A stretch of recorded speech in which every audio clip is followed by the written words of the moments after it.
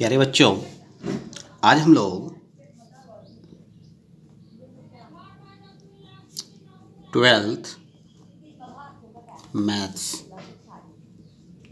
NCERT के एक नए चैप्टर को देखेंगे। Chapter number 2।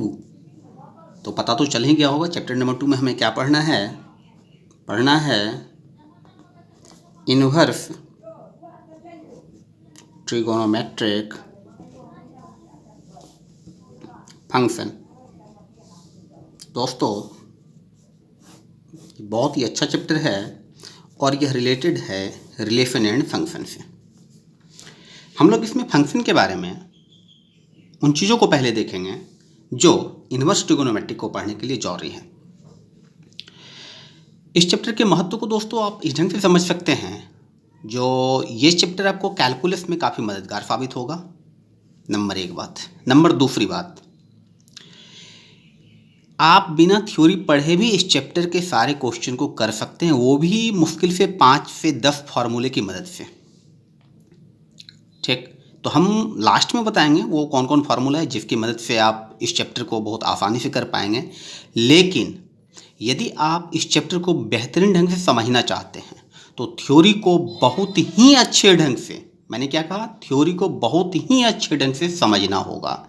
और इस चैप्टर का थ्योरी दोस्तों थोड़ा लंबा चलेगा। ठीक है, तो चलिए स्टार्ट करते हैं। तो हम लोग स्टार्ट कर रहे हैं इन्वर्स ट्रिगोनोमेट्रिक फंक्शन, प्रतिलोम त्रिकोणमितीय फलन। तो सबसे पहले हम लोग फंक्शन के बारे में थोड़ा सा बात करेंगे। तो हम स्टार्ट कर रहे हैं फंक्शन के प्रकार को। तो फंक्शन तो हम लोग पढ़े हैं 11th में। हम लोग यहाँ फंक्शन के प्रकार को देखेंगे। तो 2-3 प्रकार के फंक्शन को देखेंगे जिनकी ज़रूरत अभी हमें है। हालांकि होता तो और भी है, लेकिन हम लोग 3 प्रकार के फंक्शन को यहाँ पे देखेंगे। तो स्टार्ट करते हैं। तो सबसे पहले हम लोग देखेंगे 1-1 फंक्शन। हम लोग देखेंगे दोस्तों 1-1 फंक्शन। ठीक, दूसरे नंबर में हम लोग देखेंगे ऑन-टू फंक्शन। ठीक है दोस्तों, और तीसरे नंबर में हम लोग आकर के देखेंगे 1-1 एंड ऑन-टू फंक्शन, जो आपके इन्वर्स ट्रिगोनोमेट्रिक फंक्शन के लिए काफ़ी मददगार होगा। तो ये हमें वास्तव में देखने हैं 1-1 एंड ऑन-टू फंक्शन, लेकिन इसे समझने के लिए इन दोनों को समझना काफ़ी महत्वपूर्ण है। तो पहले इन दोनों को समझते हैं, क्योंकि बिना इन दोनों समझे हुए ये समझ में नहीं आएगा। तो हम लोग यहाँ पे डेफिनेशन नहीं देखते, फिगर की मदद से समझते हैं। सपोज करें यह x, यह y और इसमें एक फंक्शन f, इसमें 2 AB और इसमें लेते हैं 1-2। A रिलेटेड है 1 से और B रिलेटेड है 2 से। इससे ये दिखने को मिल रहा है जो x के प्रत्येक अवयव के लिए y में अलग अलग इमेज है। x के प्रत्येक अवयव के लिए y में अलग अलग इमेज है। तो ये हो गया दोस्तों 1-1 फंक्शन। एक और देखते हैं 1-1 फंक्शन का एग्जाम्पल। ये x, ये y, function f, a b, और इधर है 1 2 3।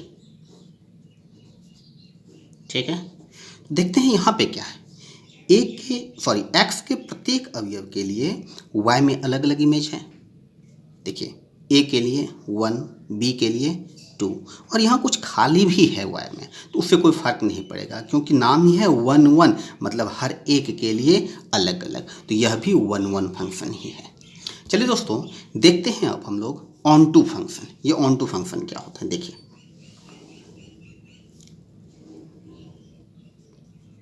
सपोज करें a b, इधर है 1 2 3, इधर एक और दे देते हैं c।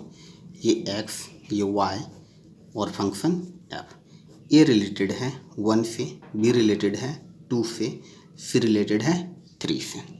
इसमें होता है क्या, ऑन टू फंक्शन में क्या होता है, जो y वाला में कोई खाली नहीं रहना चाहिए। y वाला में कोई खाली नहीं रहना चाहिए। इसमें कोई खाली है क्या, कोई खाली नहीं है। तो इस प्रकार यह क्या हो गया, ऑन टू फंक्शन हो गया।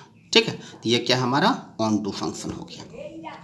तीसरा हमें देखना है दोस्तों, तो 1 1 एंड ऑन टू। ध्यान देना, नाम क्या है, 1 1 एंड ऑन टू फंक्शन। तो हम इसका डेफिनेशन पहले आपको समझाते हैं। वैसा फंक्शन जो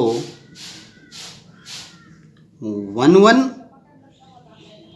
भी हो तथा ऑन टू भी हो, उसे 1 1 एंड ऑन टू फंक्शन कहते हैं। मतलब जिस फंक्शन में 1 1 का भी गुण हो और ऑन टू का भी गुण हो, उसे हम लोग 1 1 एंड ऑन टू फंक्शन कहते हैं। तो चलिए दोस्तों देखते हैं एक एग्जाम्पल।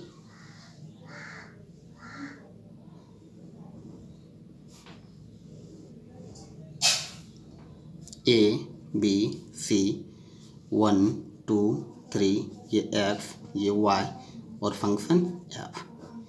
A1 से, B2 से और C3 से। दोस्तों सबसे पहले हमें ये डिसाइड करना है यह 1 1 है या नहीं। तो प्रत्येक के लिए अलग अलग है, तो यह 1 1 है, यह क्या है, 1 1 है।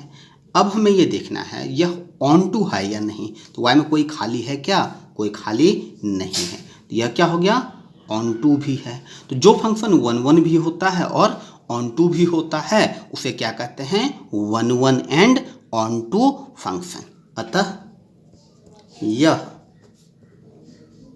1 1 एंड ऑन टू फंक्शन है। दोस्तों यहाँ तक में कोई दिक्कत नहीं होनी चाहिए। चलिए दोस्तों देखते हैं इससे आगे।